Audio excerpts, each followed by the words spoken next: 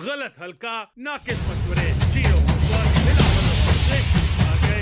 दिनों से पर बात करना चाह रहा था, मगर फिर ये सोचकर खामोश हो जाता था कि हमारा दूरी से लेकर लीडरशिप तक सबके दिल टूटे हुए हैं, तो बेहतर है पर खुशाई न ही की जाए। लेकिन आज जब सीनियर मेंबर अकरम फारूकी साहब ने हमारे एक ऐसे व्हाट्सएप ग्रुप में इस पर खुलकर बात की जहां कुछ खामोश और नामालूम अफराद भी मौजूद हैं, तो फैसला किया कि इस पर मुझे भी बिना लगी लिपटी खुलकर अपनी राय और मौकफ पेश करना चाहिए। मैं यहाँ काबिल एहतराम फारूकी साहब का तजिया तो पेश नहीं कर सकूंगा, क्योंकि कुछ बातें ऐसी हैं जिन्हें इसी फोरम तक महदूद रहना चाहिए और इन्हें नाचीज के नाम से अदा नहीं होना चाहिए, मगर अपनी राय और तजिया पेश करूंगा। इस मौजू पर खुलकर बात करना मेरे वास्ते इसलिए भी बहुत अहम है कि मैं अपने बुजुर्गों की जमात को पंजाब में इतना ही ताकतवर देखना चाहता हूँ जितनी ये शहीद भुट्टो के दौर में थी। वाज़ेह रहे, हमारे लिए पाकिस्तान पीपल्स पार्टी के अलावा पंजाब में कोई तीसरी मकबूल सियासी जमात काबिल कबूल नहीं। जहां तक चेयरमैन साहब या सदर मोहतरम जनाब आसिफ अली जरदारी का ताल्लुक है, तो इसमें दोनों का कोई कसूर नहीं। इन्हें जैसे गाइड किया गया उन्होंने वैसे किया और इनसे जो मांगा गया उन्होंने दिया। इस दिखांत हार का अगर कोई जिम्मेदार है तो वो पीपल्स पार्टी में शामिल माल पानी लाहौरी फिल्में हैं, या फिर वो मशीर जिन्होंने चेयरमैन बिलावल भुट्टो को लाहौर से इलेक्शन लड़ने का मशवरा दिया। ये फैसला अपनी बुनियाद में ही गलत था। इसके लिए कोई होमवर्क किया गया और ना ही गुज़श्ता 15 वर्ष में कोई बुनियाद बनाई गई। मतलब जहां आपके वोट बदतदरीज हर इलेक्शन में कम हो रहे हो, जिस शहर में आप 50-55 हजार से 700-800 या 1500 वोटों पर आ चुके थे, वहां से आप पाकिस्तान की सबसे बड़ी क़यादत के वली अहद को लॉन्च करने का सोच भी कैसे सकते थे? क्या पाकिस्तान पीपल्स पार्टी की मरकजी क़यादत और सेकंड टियर लीडरशिप में एक ऐसा भी नहीं था जो आपको जमीनी हकाक बताता और कहता कि अभी ये मुनासिब वक्त नहीं, इसके लिए मुनासिब मनसूबाबंदी मौजूद नहीं और होमवर्क नहीं किया गया? क्या ऊपर से नीचे कोई सवाल रखने वाला नहीं था कि आप किस बुनियाद पर हमारे शहजादे को लाहौर से लॉन्च करने का प्रोग्राम बनाए बैठे हैं, और जमात में शामिल पंजाब के वो लोग जिनकी उम्रें तख्ते लाहौर का ताना देते गुजरी हैं, वो भी क्यों चुप रहे? किसी एक का नहीं, इस नतीजे से हर मुखलिस कारकुन का दिल दुखा है। तो मुझे ऊपर से लेकर नीचे तक तमाम क़यादत से यह हद दर्जे अहमियत का हामिल सवाल बतौर सियासी कारकुन और तालिब इल्म पूछने का हक दीजिए कि आप जब यहाँ पंजाब में जुनूबी पंजाब सराइकी सूबे का मुतनाज़ा सवाल उठा चुके थे, तो फिर आपने इसके बदले वस्ती पंजाब और अपर पंजाब को क्या बयानिया दिया? एक बार फिर वाज़ेह करता चलूं कि ये सवाल मैं महज एक आम सियासी कारकुन और तालिब इल्म के तौर पर आपके सामने रख रहा हूँ, वरना अगर आप इस बारे में मुझसे मेरी जाती राय दरियाफ्त करेंगे तो मैं पंजाब धरती का बेटा होने के नाते पंजाब की इंतजामी, लसानी, हर तरह की मजवजा तकसीम के आइडिया से हर दो सूरत इख्तलाफ करता हूँ और ये मेरा जमहूरी हक है। मशवरा दिया था कि पंजाबी जबान के नफाज को इंतखाबी मशहूर का हिस्सा बनाकर पंजाबियों के लिए बयानिया तरतीब दिया जाए, मगर किसी ने तवज्जो नहीं दी। पार्टी की आदत खुद सोचे कि जब वो जनूबी पंजाब के बार बार दौरे करके कहती है हम सराइकियों पर जबर खत्म करेंगे, हम सराइकी सूबा बनाएंगे, तो वो जनूबी पंजाब में बैठे महाजरीन समेत 3,47,00,000 लोगों और पूरे वस्ती और अपर पंजाब की अक्सरियत को ये नारा लगाकर क्या पैगाम देती है? बहरहाल सवाल बहुत अहम है और वजाहत की तवालत के बायस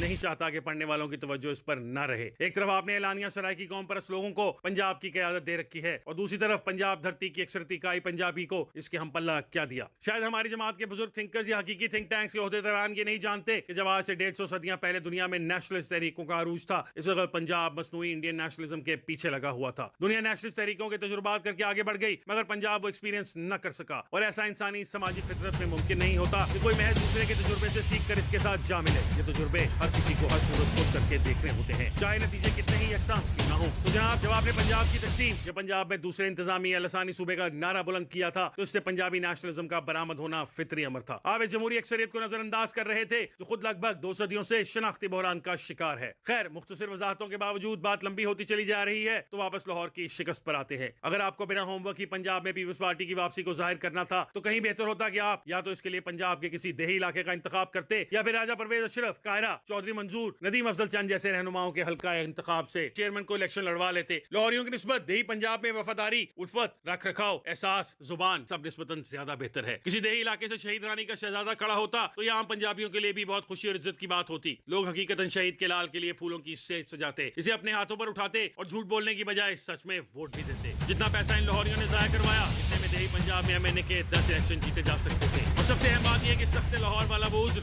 और वो ताना भी जीवित रहता कि सारा बजट लाहौर खा जाता है। अलहदा सूबे की मांग महरूमियों की वजह से है। जनूबी पंजाब के अवाम हकूक से महरूम है, सिर्फ लाहौर ही पंजाब नहीं। अहले दानिश ने लाहौर से इलेक्शन लड़वा कर वो उज्र भी खत्म करवा दिया। मगर क्या करे, जमीनी हकायक से दूर इस अफसानवी ड्राइंग रूमी शहरी दानिश का जो पाकिस्तान की सबसे बड़ी जमात के लिए दीमक बनती जा रही है, फ्रेश आइडियाज वाले जहनों को भी कबूल नहीं फरमाती।